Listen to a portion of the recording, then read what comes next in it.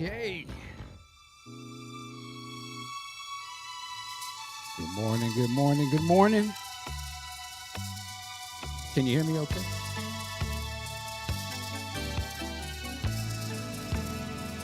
Yes, yes, yes, yes. Come on in. Good morning, ladies and gentlemen. It's your boy, Michael Dean. I'm going solo today. So we're going to ease into things. But, man, welcome. Come on in. And as we do, we go through our shout outs. We go through the family. And who is first in the room? Cassandra. Good morning, my beautiful purples from the ATL. Finally back in the gym and watching on the arrival of my HNR. Oh, okay. Hit and run. Rock and roll. Okay. Hold on. This part right here.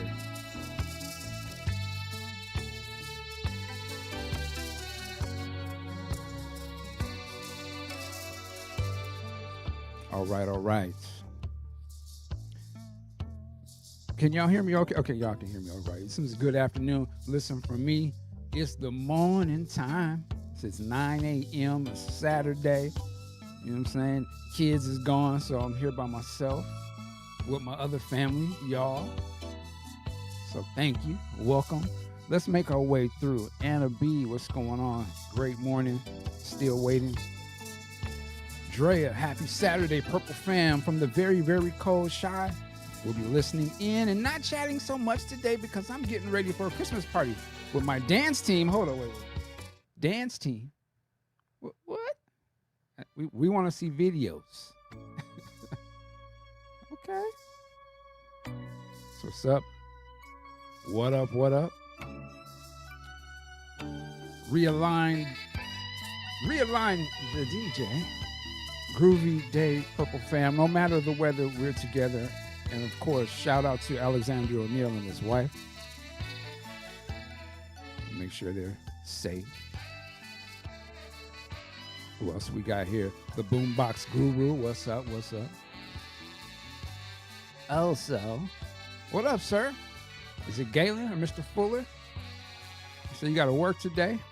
Get that Christmas money in? Oh, that's what's up. Well, man, we appreciate you stopping through. Christina, good morning, everyone from the Deep Freeze. And also, Lisa, howdy from Houston. H-Town in the building. Sister Carl, hello. Houston, okay. We got here LTKK seated, got my iced coffee and my tree. It's going to be a great episode. Yes. Ron K, good afternoon, Purple Fam. That crystal ball rehearsal is everything. If you haven't heard it yet, you need to get up on it. Yeah, let me, hold on for 1 second. Yes, the recently released or leaked or whatever you want to call it, crystal ball rehearsal. And I'm not here trying to, I'm not caping for boots or nothing like that, but that type of release, that type of rehearsal gives me life. That when Prince is talking about purple music, don't need no cocaine.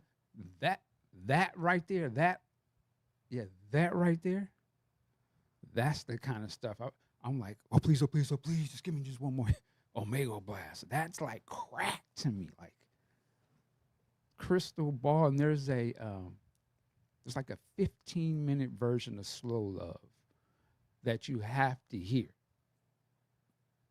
Yeah, 15 minutes. And it's amazing. You can actually, again, I'm not condoning, I'm just saying it's crack. And you can go on YouTube and look for it, but if nothing else, go listen to the 15-minute version of Slow Love. It's ridiculous. Anyway, okay. We're supposed to be going through our shout outs, aren't we? And I'm behind on the comments, so I'm gonna catch up in a second. Let me get composed on my Christopher Tracy.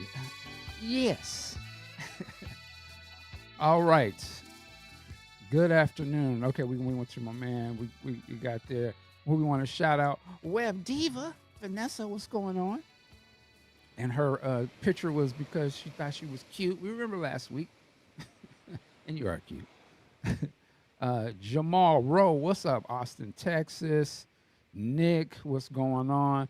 Man Ray, I got to go through these real quick. Blade Brown, I see you. Audra, Audria, Audra, and I met you. Somewhere I got a picture with you in Paisley Park. I just saw that the other day, matter of fact. But yeah, hold on 1 second for the.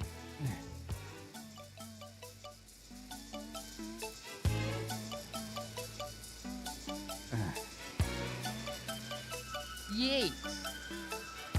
Okay. This is the business, and you ain't too far gone to see that yet. Man, I used to dream about waking up and like hearing this type of stuff, and it just be normal. So here I am, many years later, doing it. So that's what it is. What's going on? Okay, we're gonna catch up. We got to get going. Why are we here? Yes, Karan, how you doing? We see you. What's up, JD? Can I tell y'all about JD real quick? Can I go into just a quick tangent and take the JD? Real quick. JD's a cool cat. Why is he cool? JD came to Seattle, I believe, to see a football game, but connected with me and brought me a copy of the Jesse Johnson album. What was it? Something Penetration? Pause. But and handed it to a brother. Came to me personally and gave me that. That was dope. Real quick, also connected with him in Minneapolis. I think it was during one of the celebrations. We were at a bar or something. And I think like after I left or something, JD said Morris Day had walked in the bar and it took a pill. I was like, everything happens to JD. And JD's cool. JD got me a copy of the Sign of the Times Blu-ray box set from Japan. JD's the man. But speaking of the man, joining me today, coming on back in, family is here. Sir, what's going on with you? Good morning. Can you hear me? Yes. Thank you for coming on. And I was praying. I was like, where's Celia? Is there a game going on or something? Where? Well, I'm a little heartbroken, brother. We came up 2 points again. We came up 2 points short. We tried to defend our national championships, but we failed 2 points in 2 games short. But hey, it was a great season. I was a champ for a year, and now I'm back with my purple family. So all right. It's all good. Well, you're a champion here, sir. Always. We love you. Appreciate you, brother. Appreciate you. How you been? All right. Good to see you. We've been missing you for real, though. Hey, man, I've been missing y'all. I've been looking. I've been in the game. You know, when I was at the games, I'd have y'all in my ear. You know, enjoying it. People looking at me like I was strange, but you know, I keep a purple funk with me everywhere I go. That's what's up. And also, we're going to shout out D'Angela. D'Angela is out of town with her family. I don't know if she's watching, but she is fine, just enjoying her time with family, taking her break. And of course, Ricky getting better. Maybe he might jump in this week. I'm not sure, but wherever he's at, salute to Big Rick. Yes, indeed. Always shouts to Prof Duff for curating this space and the brother Rick. Absolutely. You know, so yes, sir. Yes, sir. Absolutely. So let's get on to what we need to get on to. Actually, before we move on, I mean, is there anything, man, that you want to catch up on? I don't know if you missed out speaking on something. I don't know if I've asked you. I don't know if I've heard. Well, what are your thoughts on the Around the World in a Day? You know, the recent remaster. I don't know if we ever talked about that. So yeah, I haven't gotten it yet. I'm glad it's out. I've taken the approach that I'm gonna support everything, but things that my ears are not that great. So things that I already have, I'll kind of wait to get. And so since everything in that, but I'm glad I'm glad that they're doing it because I like the fact that they're introducing it to a new audience. And so yeah, so that's been my approach is that, you know, look at it, money's a little tight going all in football games. So okay. But yeah, I'm glad it's out, but I haven't gotten it yet, but I do plan to get in. Hey, Prof Duff, see you in there with the family, enjoying the fun. That's what's up. Okay. Okay. I will say this, and it was briefed on. I will say this. I want to mention 2 documentaries. Yeah, absolutely. And if anybody hasn't seen them, and I'm mentioning them because, especially the second one I'm going to mention, if there is a Prince documentary, I want them to be like this. The 2 documentaries that I've seen lately, I've seen the Beatles anthology, and I've seen Being Eddie Murphy. And those two documents, if you haven't seen Being Eddie Murphy and you haven't seen the Beatles anthology, I recommend those two anthologies, and particularly the Beatles anthology, because I would love to see a Prince documentary just like that one. That's it. I'll shut up. It is, because what I love about it is it's music top to bottom.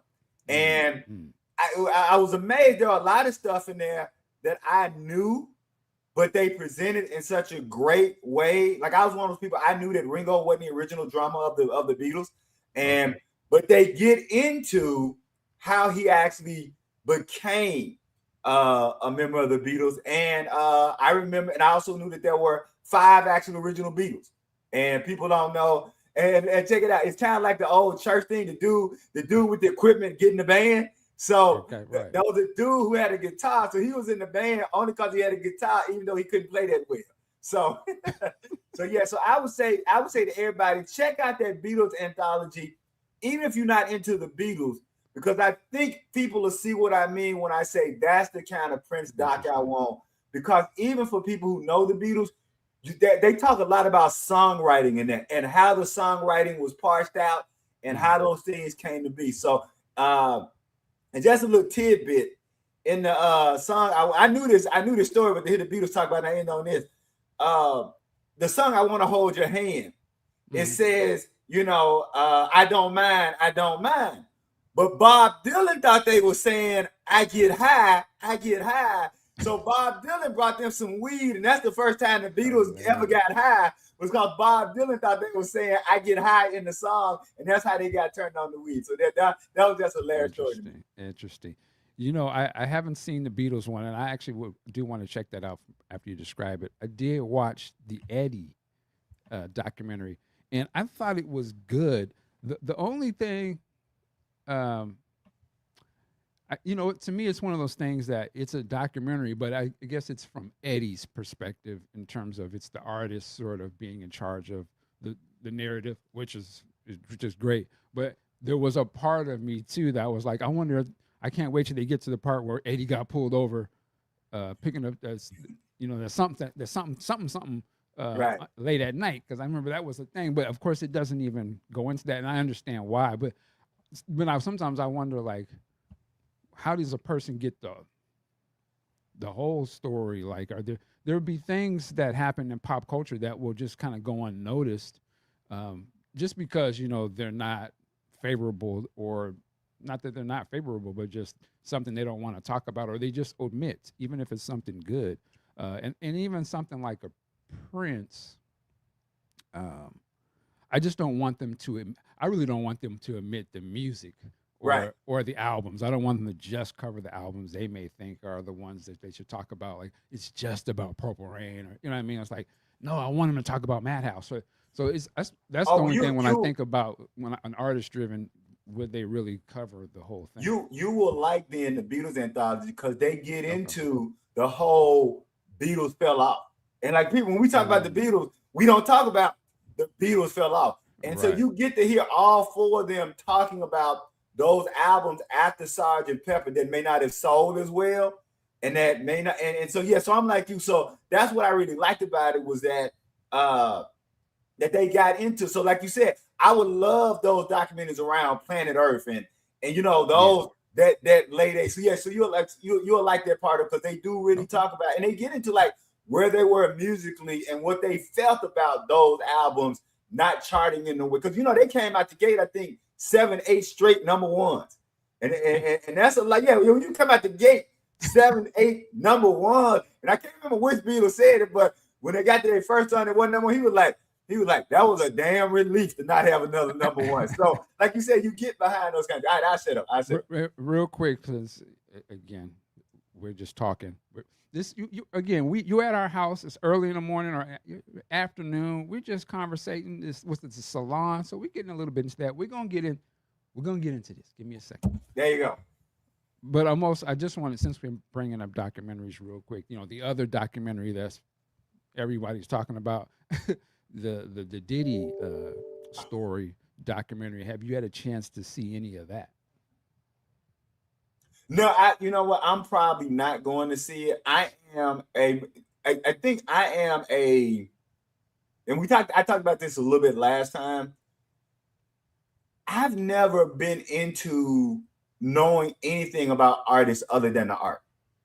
And it's not that I knock other people. I would just say that the way that my parents were really big in art, but the way they presented artists to me, that art was a skill, kind of like your contractor, your plumber, and even though art touches us a certain way, when I discuss art, I want to know, and congratulations to Ang Ing. That's the team that actually put us out, Brother Dean. So I got to show. She went to Prairie View A&M, so they playing in they playing in the national championship today at 11 o'clock Central. So see, I'm so dumb when I see A&M. I'm like, are you talking about A&M Records? Right. Yeah, actually, A&M stands for Agriculture and Mechanical University. So there's a lot of schools that are agriculture and mechanical. So shout out to y'all. And again, they beat us at our home. Came in and kicked our teeth in at our home. But coming back to the Puffy thing, that I've never, and so like,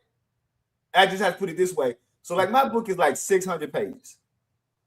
Do you know in analyzing those lyrics, there's only one paragraph where I discuss something personal in 600 pages. And that's where I had to talk about him, getting with Andre and the writing there. So I talk about, the scene with him at the phone booth and his father put him out. Oh, right. That's the only thing. And what's interesting for me is those 18 months that I got to work with Prince, I actually met his second wife because she was doing charity work and we were talking about the plantations up in the Delta. And I was telling her that there are people who can work up in the Mississippi Delta, Brother Dean, work for 20 years and never make more than $6,000 a year in their life. That's how those plantations are. Like I'm talking about 2025, Brother Dean. There are people working on plantations that probably don't make $6,000 a year. Oh, and so because she was doing that kind of charity where he brought her in and said, hey, I want you to hear this story. And we talked about it, that for me, I was just never interested in that. I was always just interested in the artistry, interested in how did you craft what you craft. And so that's probably why I won't watch the Diddy doc, simply because I'm not saying other people shouldn't watch it, but there's nothing artistic for me to glean. And since there's nothing artistic for me to glean, I've never been interested enough or in an artist's personal life in that way that I know a lot of people are. It's just for and I can't explain it other than I'm mad you call him an artist, but I understand. Right. And I guess I look at it this way: like I don't really care who my plumber is married to, so I don't care who my favorite guitarist is married to. That's the best example I can give. Okay. Well, it's interesting, not to whatever the documentary is about. I was thinking about this last night, and I was like, I don't know if we've ever seen another iconic artist. I'm gonna give 50 Cent. He is an artist. He is a rap artist, one of the biggest, one of the most successful. He is iconic. I've never seen another artist sort of create a documentary about another artist that is just as iconic and maybe even bigger in some respects, and it be used like you never would have seen Michael do a documentary about Prince or Prince do a documentary to slander, or even just to even focus on somebody else. It's interesting to me. It's a different time where we're able to see that happen, and two, that they're both black men able to do this and use a very large corporation like a Netflix to put that out on the biggest platform ever. And it's sort of something that they're not doing art. I mean, they're not rapping. They're not doing what you knew them for. They are using, media to, push whatever story or shape whatever narrative they want. Right. And it's interesting to see that you can see how powerful these artists have gotten where they're able to do that. I don't think we ever seen anything like that. But anyway, let's get back to. Yeah, I think the timekeeper just tapped in. She ain't got no words like these. All right. And look at, she gave him that mama look. Right. All right, here we go. Here we go. So, of course, what did Prince do this week? Week 50, 1985. We do this every Saturday at 12 p.m. Eastern, 9 p.m. Pacific, and this is a very slow read of Duane Tudahl's Prince Studio Sessions book series, and we're going to put them up on the screen right here so y'all can see. Voila. It comes in various forms. You got the Kindle version, you got the hardcover, then you have the special updated version, which I do believe he has there. But these are great stocking stuffers and knock them upside the head type of things that can be used. But again, excellent book. I'm way out of focus here. Yeah, I agree. Right, I agree. And what we do here is we go week for week. Let me realign myself. Give me 1 second here. Boom. We're going week to week, Sunday to Saturday of 1985, not date to date. You can follow our detailed schedule here at the bit.ly link. Also, you do not need the paperback that we talked about. You don't need the Kindle, but if you want to stay in the loop, you want to get the book and stay up to date with us. Come on now and support this book so we can get the third one. Duane? I just want to let me live so I can get the third book by Duane. There we go. Did I skip something? Of course, you can subscribe, and all of these are archived at youtube.com/polishsolid, and then also at mdean. And then we have our hashtag warriors. And then, of course, our disclaimer is that the estate of Prince Rogers Nelson is not affiliated, associated, or connected with What Did Prince Do This Week book club series, nor has it endorsed or sponsored the What Did Prince Do This Week book series. Further, the estate of Prince Rogers Nelson has not licensed any of its intellectual property to the producers, advertisers. I was there. Who's the advertisers? The advertisers or directors of What Did Prince Do This Week. In other words, they ain't got shit to do with this. All right. And of course, we have community guidelines. Act like you do when you come over somebody's house. That's it. Like, if you came over my house, you wouldn't be talking greasy in my living room with me standing right there face to face, because you know there'd be consequences to your actions swiftly. So we just ask that you carry that here online. How about that? What a concept. All right. What did Prince do this week? This is number 150? Yes, sir. Well, hey, salute to D'Angelo. Yes, indeed. Yes, indeed. Salute to y'all that watch and are joining us every week. Lord, 150 is quite the accomplishment. I have to say that. This week, there were 2 new songs with 3 studio sessions. And then here's from last week, we had Mountains, Dream Factory, Under the Cherry Moon, editing. Sheila E. cut the 7-inch of Holly Rock. Thursday, I think it was, or whatever. There's an encounter or a meeting with Miles Davis. Yeah, hey, I'm glad last week y'all cleared that up, that Prince wouldn't have known who Miles Davis was, and that somebody had to introduce and tell him who Miles Davis was as an adult. Thank y'all for clearing that up. I've always kind of looked at that like, yeah, okay, all right, sure you did, right? You know how they do. Right. I introduced you to I showed you how to rap. Okay. Anyway, and then the family album, which we played a little bit of that start here. Desire. We again, a state moment real quick. Stop playing. Put out the family. Come on now. Come on. All right. So this week we have Eternity. Oh man, I love when you get on that. So actually, let's just you feel like doing some reading? Yeah, sure. Well, we'll do that here. Yeah, let me give me the date. December what? So Sunday, December 8th, 1985. Okay. Sure. Eternity. Yes, sir. If you want to kick us off. Yes, indeed. Eternity tracking overdub mix. Eternity instrumental mix. Sunset Sound Studio 3, producer Prince, artist Prince, engineer Coke Johnson. You want the Susan Rogers quote? Yes. All right.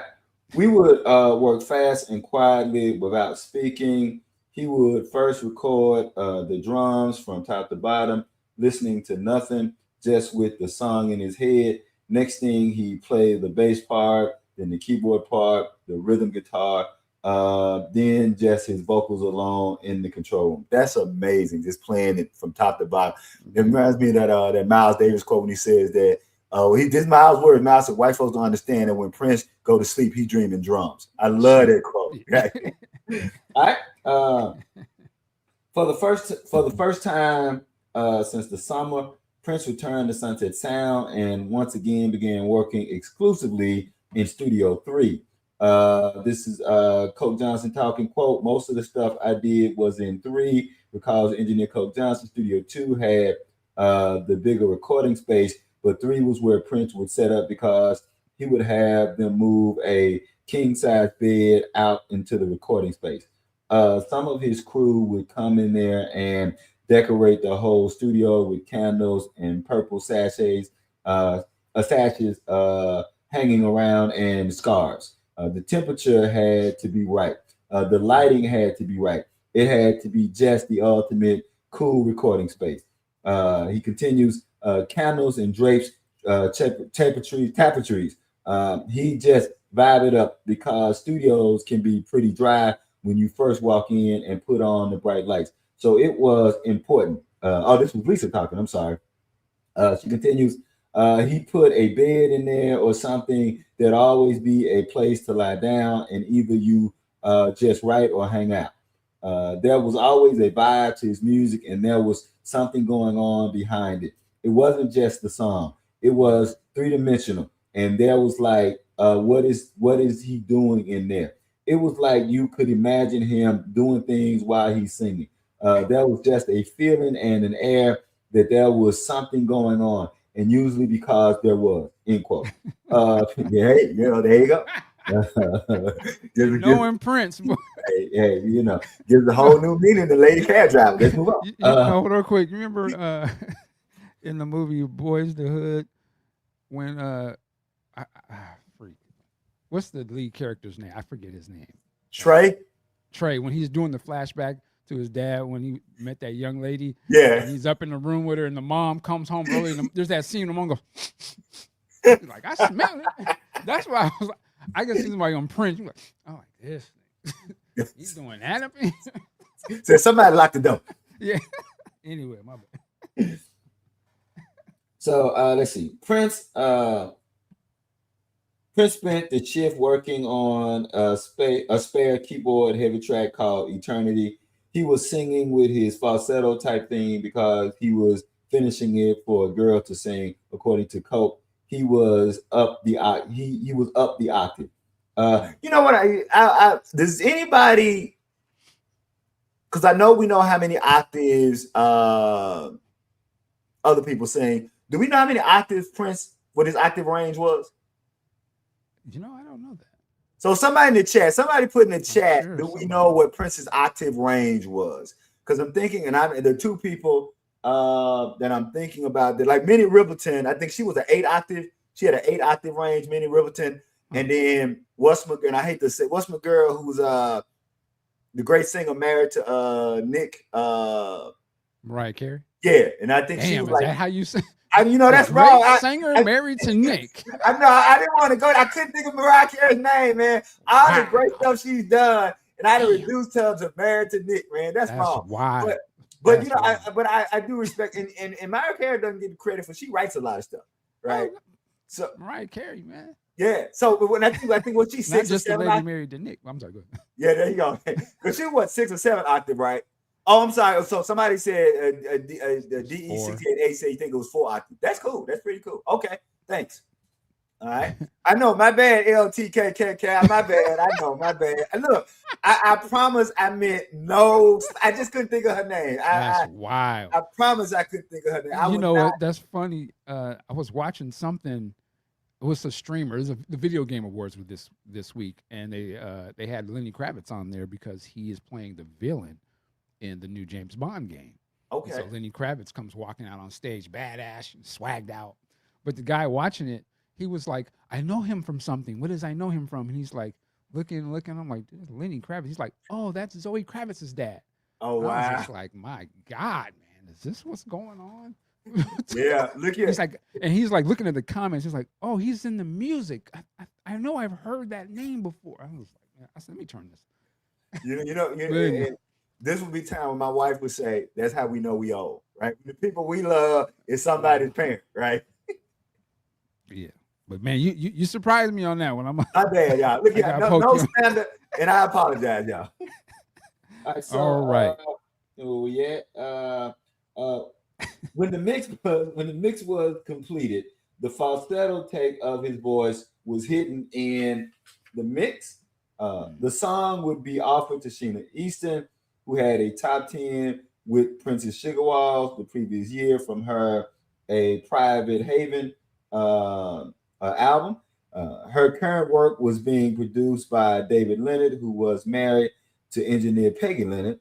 He'd also engineered multiple songs for Prince. Quote, I chose David to produce this because I wanted a new approach, really fresh and different. I didn't want to go to a producer who'd already evolved a definitive style.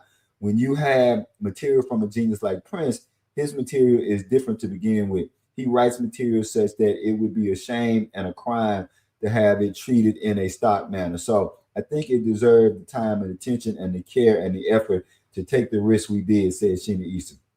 The track would be a basic song using drums and a is that Insonic Mirage keyboard, guitar, and a few vocal tracks. When it was released by Sheena, Prince was credited as rocker Happy Fella on keyboards and Freddie the Phantom on guitar. Status Eternity, 4 minutes and 16 seconds, was first included on Sheena Easton's 1987 album No Sound But a Heart. In June 1987, it was released as a single, 3 minutes and 50 seconds, which failed to chart. Two 12-inch mixes, Eternity Dub, 6 minutes 18 seconds, and Eternity Shep Pettibone mix, 6 minutes 25 seconds, were also released. Note, Eternity may have been recorded after midnight on this date or on December 14th. Interesting it didn't chart. I always like that song. I always liked it. See, you know what? I didn't like it originally well, at least when I heard her version. I guess maybe I was expecting something more along the lines of Sugar Sugar Walls Walls, yeah. and that kind of a vibe or that sound. I wasn't just. I was like, this is Prince. But when I heard Prince's version, I love it. Right, right. And that may be what I be thinking. I remember, and that's what I'm thinking is the, and somebody put in Shantae Moore. Thank you for putting Shantae Moore. She has a great octave range too. What's her name again? Shantae Moore. Shantae? I thought it was Shantae. Shantae Moore. I'm sorry. Shantae Moore. I'm sorry. Yeah, good Lord. I'm just killing people today. Like... Shantae Moore. Shantae Moore. I'm killing people today, boy. I thought you was gonna say the ex CEO's right. wife, ex CEO of BET's wife or something. Right. So there you go. There you go. Right. So I'm just killing people today. But yeah, so I think that's what it was that I liked Prince's version and don't really know. I mean, I know Sheena's version, but I always Prince's version is the one I always go to. Yeah. I do like, just the description of, how Prince has the studio and just the care, of course, it has to be just right. I love, even back in 1985, it was like you had to make it a vibe. It had to be a certain atmosphere, feeling to it. And you could just imagine, man, if you would have been privileged enough to be invited into something like that back then, like when he's just the man and like everything is probably laid out. And then just to me, it would make the music sound totally different just being in that environment. Cause that's like, this is how he hears it. Like it smells like that when this is playing, or, this is the lighting and stuff. So I can just imagine, man, like that had to be some shit. And it just goes to tell me too, that these ain't just songs. You're not just banging out beats or just playing anything. Like he's setting a mood and playing, it has to all align in what he's doing. And that's what you're really hearing, man. So that's why his stuff be different, probably a lot of other people's, because it's really made in an environment where we're just pouring everything into it. No, I think you're right that Prince was artistic from head to toe, right? And so the art was only one piece of the expression, right? The art, the clothes, the everything, right? And Yeah. so yeah, I'm with you there. For a lot of people, they go in, they just singing a song somebody gave them. And I'm not saying they're not doing their best. I'm not saying they're Right. not trying to breathe life into it. But I think it's something different when this is a creation that's coming from your soul, and it really is a reflection of who and where you are at that moment. So I agree. Yeah, I mean, just to hammer it down, that ultimately is the difference Mm-hmm. with the artists, Prince and people on that caliber. That's the difference. Why that stuff always have a certain sound to it or a certain feel, because they're authentically giving you that real. That's them. Mm-hmm. Whereas it's like you can tell the difference between, and no shade.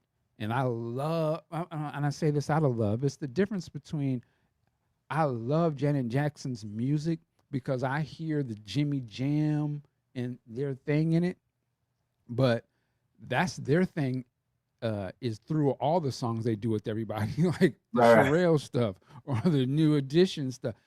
That's the feeling that I love. Janet's voice is dope on it, but it's really the jam and for me, the Mm-hmm. jam and Lewisness of it, the realness. Like I can follow their stuff, and we're like, oh, okay. Or that SOS band, the way it sounds like, I'm like, oh, that's Jimmy. He's in his bag. That's just him. So it's Yeah. the same type of thing, with Prince. It's just like he just doing what he do. That's what Miles. That was why it was different with Miles. Is James or these guys that we, or ladies, Aretha. They singing from here. Anyway, just that's the difference. Any last things you want to talk about Eternity? We can move on. Or? No, just like I said, I really I know Prof Duff was doing the Dear State for the originals, and I think Eternity is one of those songs. If you're talking about those originals, I think it would make a really good song on there to if you do another originals, that would be a pretty good one. So I agree. All right. Let's move to Monday. This is a quick one. I'll do this real quick. So Monday, December 9th, 1985, She Pony, tracking, overdubs, mix, Sunset Sound, Studio 3, booked, locked, producer Prince, artist Prince, engineer Coke Johnson. I'm going to do this quote from Wendy. He is a cutie. We used to call him a little pony. He was so cute. All right. Over his career, Prince referenced a pony or horses in at least a dozen songs, including Horny Pony, Alphabet Street, La Grind, The Future, Raspberry Beret, Let It Go, The Latest Fashion, and Little Red Corvette. For She Pony, Prince was alone in the studio jamming.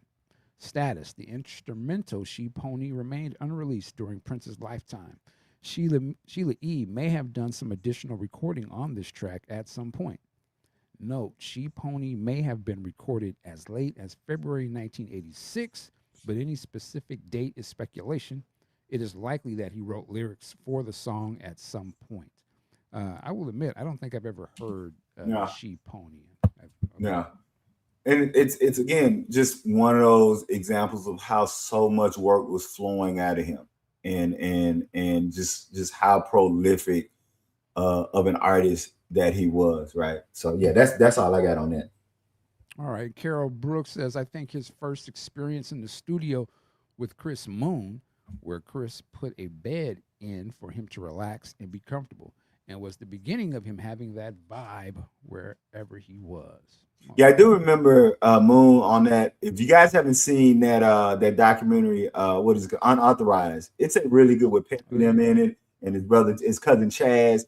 And Chris talks about turning down all the lights and how he had a match because he couldn't see and because he couldn't get volume out of Prince. So that I would say, yeah, that Chris Moon reference in. Go check out that Prince Unauthorized if you haven't seen it. It's a really good doc. I tell you what, I haven't seen yet because they put it on a paywall. I think the North Side or something? Yeah, the North Side. I haven't seen the Mr. from the North Side because it got put behind the paywall, and then when I got ready to pay for it, it wasn't there, and I was like, "Where'd it go?" Oh, wow. Yeah, so have you seen it? No, but I do have it. You reminded me that I need to watch that. Okay. Absolutely. Yeah, the North Side. I forgot about that. Yeah, the North Side. Salute to the people who made that. Yeah. All right. So Wednesday, December 11th, All right. You want to start a little Sure. bit, and I can pick up? Yeah. All right. That'll work. All right. So Wednesday, December 11th, Dream Factory edit mix, Mountains possible edit mix, Rough Jill Jones mix, My Man possible Jill Jones mix, Sunset Sound, Studio 3, Likely, Books, Lockout, producer Prince, artist Prince and Jill Jones, engineers Peggy Mack, Leonard, Coke Johnson, and Susan Rogers. Jill Jones quote, I was always willing to try something. I never at the beginning would go no, but in the middle of some recordings, I would even go, this is not working. This interesting thing to our battlefield where so rarely on studio ground or about studio stuff. The other stuff was just outside of it. That's Jill Jones. Mm. Editing work took place on Dream Factory, possibly eliminating a third verse. The elements that were discarded included a chant about everybody will have short hair next year. That got added to the 12-inch Kiss. So yeah, that right. All right. Which would be restructured and well, there we go, extended version of Kiss and St. Paul's Punk of the Month, which would soon reappear in Prince's live shows. I hate that because it's so funny when they do it, but I do feel bad every time I hear it, right? Prince held on to his frustrations, including his current grievance with Paul Peterson. And in most situations, if you crossed him, he kept that door closed. Quote, you did not get along with Prince if you wanted to be there, explains Peggy Mack. You didn't push back, end quote. Jill Jones was tasked with recording her vocals for Rough and My Man during this time. If not during this session, sometime during the week. St. Paul and Susanna had added their vocals to Rough, but with the demise of the family, any tracks slated for them were considered for others. There was some audio leakage between the tracks on Rough, but Prince decided to allow it. Quote, it was fun when I did it. I recorded it with Prince. I remember because he would be the only one who would allow the leakage to happen. David Z would have made me sit up there all night trying to fix it. You done, David? He would have been like, that's really bothering me, end quote. Additional editing and possibly some overdubbing was likely done on Mountains during this session. Man, I would have loved to have been a fly on the wall in a session like that. I tell you what, y'all discussed it last week, but I can't hear. I have to hear Crystal Ball and Dream Factory together. Like it's a no. And you know, I know we talk about different projects. Whatever project it would have been, the first two songs on that album would have had to be Crystal Ball and Dream Factory. And I think that if he come out again, I don't like the woulda, coulda, shouldas, or whatever, but man, I'm kind of you was talking about it last week, and I'm kind of like on that Brother Dean thing. I was like, boy, if he'd have dropped Crystal Ball and Dream, whatever project it was. Yeah. Now, so have you heard that? I mentioned this earlier at the beginning of the show. Have you heard the recently sort of leaked Crystal Ball live rehearsal thing? Yeah, because I had the Return of the Flesh from that. Oh, okay. Yeah, I was for a long time. I had that Return for the Fresh, and then I saw you do the thing, and it's and you made me.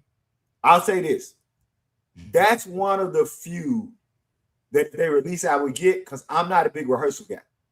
Like you know, like people love rehearsals, and I don't know why I'm not as big of a. I'm more of a live show guy than a rehearsal guy. Okay. But that particular rehearsal, there are a couple. That one and the one doing Purple Rain where he's doing the BB King, of course, because he's doing the BB King song, so that touches me in a special place. But that rehearsal, those batch rehearsals, man, I would be here if they wanted to release those. Yeah, man, that Crystal Ball. I mean, just to hear it live, and they did it at the beginning. I was like, so the intention was to we're gonna come out with this, right? Like, set the tone. Like, are you kidding? Like, I don't know what happened where you had to change that, but just incredible. Yeah, Rebirth of the Flesh, like just fierce, man. Like I was like, oh, they was coming like that, And, And yeah, it's just yeah, crazy. and that Rebirth of the Flesh, like I get into that. Like I play the live version and the studio of those back to back, and I just will loop those two songs, and I will listen to those two songs for like 40 minutes, just back to back, the live Rebirth of the Flesh and then the studio. Uh-oh. Oh, I thought you knew that. You want me to take them off now? No, yeah, and you know what, Prof. Duff, let me say something, because you said something a while back, and I realized I do it. I just don't do it rehearsals, because I know that Prof. Duff likes rehearsals, because you can get into that groove. You know how the band gets into a groove. Yeah, man. You can just let that groove. I'll do that with studio songs where a song will play, and I just keep replaying that song like over and over and over. I think this is taking my. You know, I thought, yeah, I am. I am. I guess it's something about the live show for me, the finished product of it, that, like, I'll tell you something else that surprises I hear people talk about. Like when Prince is giving instructions, yeah, during the rehearsals. Yep. That take my mind to work. That sounds like work. I don't think no damn work. That's work. Man, that's the good part. I mean, I know it sounds like work to me. It's like, yeah, right here on the bass, I'm gonna need you. Look here on the drums. Don't go to sleep with it. Just I'm like, hey, I think to work. I want y'all work. Hey, that's the process, baby. You just want to come and dance. There you go. Yeah, that's it. You like, right? So yes, I am very, like, I don't think I have, other than like I have individual songs, like I said, Rebirth of the Flesh. I have that rehearsal track. I don't know if, other than Rebirth of the Flesh and Prince playing BB King, giving me some outside help I don't need, I think those are the only two rehearsal songs that I actually have. I have to go back, and when I say have, that I put in a playlist, that I listen to, if that makes sense. Yeah. Got it. Yeah. I got it. All right. Let's finish this out here. So another quick one. Friday, December 13th, 1985 is an estimate. I actually find this very interesting. With You, tape copy for Claire Fisher. Sunset Sound, Studio 3, likely. Book, Lockout, producer Prince, artist Prince, for Geo Jones. Okay, that makes sense to me. Engineers Peggy Mack, Leonard, Coke Johnson, Susan Rogers. A copy of With You was created and given to Claire Fisher for his orchestral embellishments. It is unlikely that Prince attended this brief session. Also, I would love, I mean, if it was just for the fans, and however they could release it, I could see them playing this at Paisley Park, but I just think that's a limited audience. But something for the fans would be to release as much orchestra Claire Fisher stuff that you have, like as its own little package, man. I think that would be fantastic to hear the strings for all the songs he did. Like, just hear the strings and then have the song too next to it. You can play that. But I think that would be fantastic, man, because that's such a great is this like the With You from the second album? This is the one that was on Joe Jones' album. Oh, Joe Jones. Okay, never mind. Yeah. Okay, there we go. That's what I was thinking at first, but then when it says for Joe Jones, right. That's right. And D68A, thanks for correcting me. I think you may be right too. That the live rehearsal of Rebirth that I like, maybe from another rehearsal, maybe from a later rehearsal. Oh, interesting. Okay. Yeah, maybe. Yeah. So thank you, D68A. That's why we love y'all in the chat, because putting all these pieces together. Yeah, absolutely. I believe. Let me get back to my slideshow. Let me get on my D'Angelo real quick. There you go. Okay. Let me get reset it. We did Sheep Pony. Yeah, we did Dream Factory, Mountains, Rough, My Man. And My Man, the song, is one of my cuts. Joe Jones. It kind of almost got like a country feel a little bit with the guitar, but I love that song.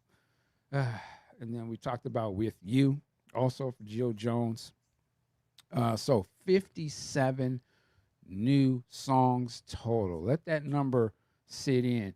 We take it for granted, but I know like somebody that's going to watch this from years from now, just getting into Prince, going to stumble across this, and they're going to be like, 57 songs? he had 57 songs in his career. No, that's just the last few Right. months. Okay. This is what he does, but this is he's prolific. 83 studio sessions. 83 studio sessions. These aren't sitting at home BSing in your bedroom playing on the computer. This is what musicians belt to ass in the studio, putting it in, traveling around the world to go in the studios, having mobile trucks pull up to the crib, sitting out there banging out jams in the studio, having a studio put in your house, a real studio with sound booth and all that. So this is what we're talking about. This is, back in the days is a little different. The bar to entry was way different. Like you had to be actually talented. You had to actually be able to write the songs and play them and sound dope. Look what D68A and Carol Brooks just said. Like if you're writing one song a week, Prince has already surpassed a year. Yeah. Right. That's amazing. Right. He's writing, he's already written his one song a week for the year. And he's just getting started. Oh, and they're bangers. Yeah, right.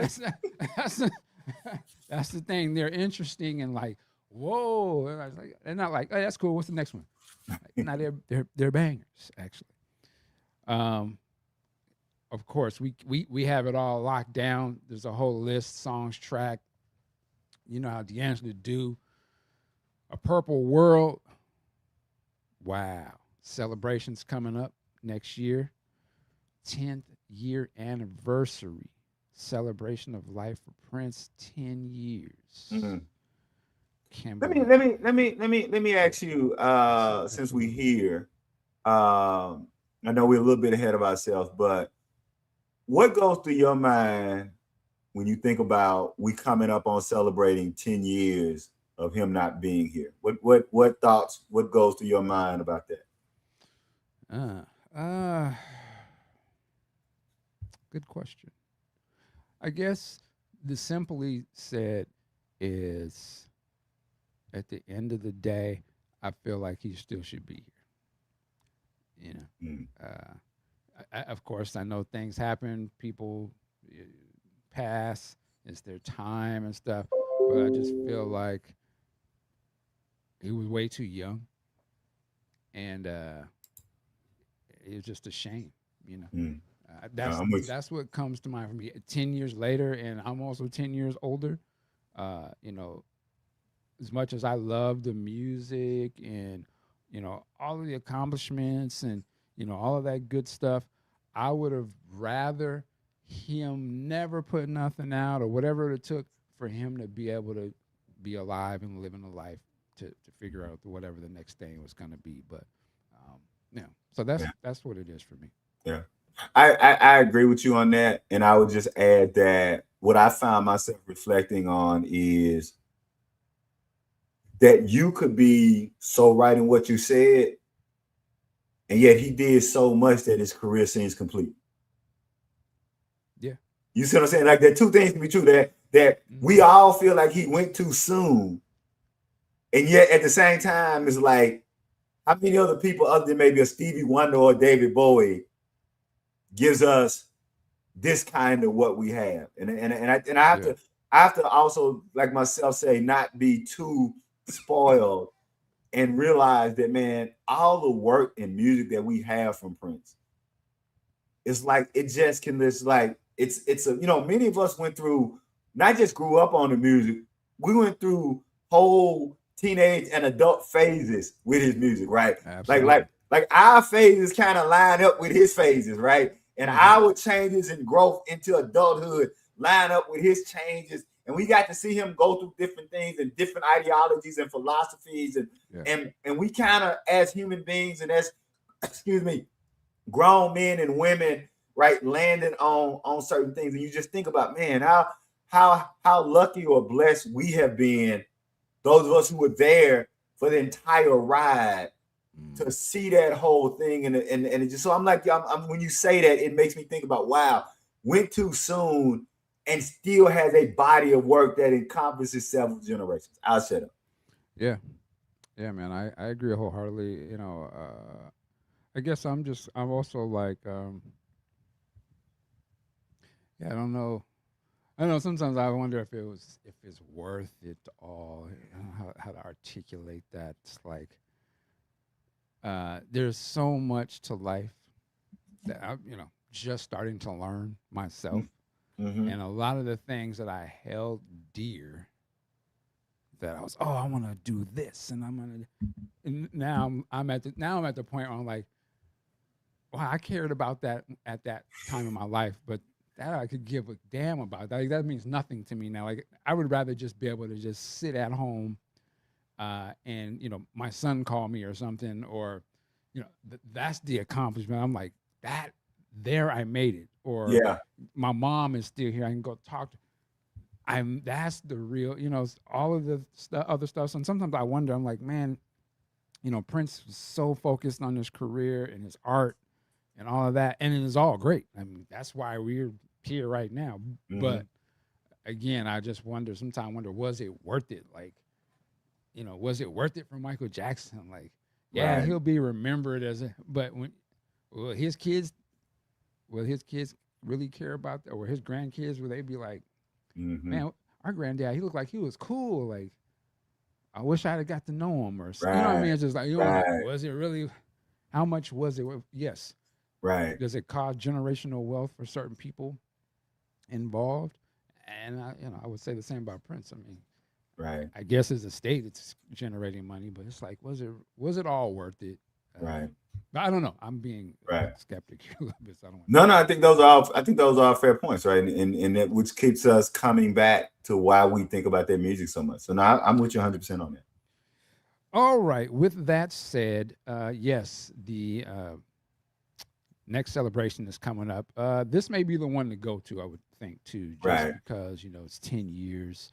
But it's a good opportunity for the Prince community to really kind of gather together for something here. So yes, we are definitely keeping our eyes on that.